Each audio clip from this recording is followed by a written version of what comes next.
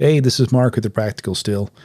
We wanted to do a podcast and not only post it the way we normally do, where you can find it on Apple Podcasts and Spotify, etc., but also put it on YouTube. So I recorded the video, but we had some terrible technical issues with internet connections that made that kind of impossible. But I did get this little snippet, so I thought I'd put this here, give you an idea what it looks like when you can see us talking instead of just hear us. And then, make sure you know that you can find the Practical Still podcast on Apple Podcasts, Stitcher, Google Podcasts, etc., and so on. Your favorite podcast platform. So give that a try.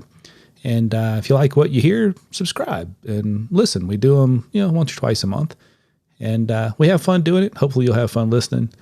And without further ado, here we go. Hey, Mark, what's the difference between a whiskey finished in a port barrel and one that's matured in a port barrel? Well, that's a great question, Dan. Hey, this is Mark Still with the Practical Still. I'm here with Dan Cavallari, and that's a great question. Is there a difference between seeing something that's finished in some alternative barrel versus something that's matured in some other barrel than we're used to here in the U.S.? And the answer is yes. And I think the best place to start is with whiskey that's in our glasses. So I'm finishing a whiskey in my own glass, which is different than what we're going to talk about. I finish whiskey all the time.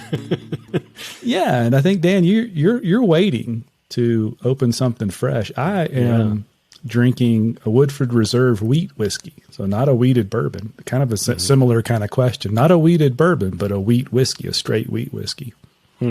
I did not like it when I first opened it. Something was wrong with it. But I think it was actually wrong with me because tonight when I opened it, it's quite tasty. That's more believable. Yeah.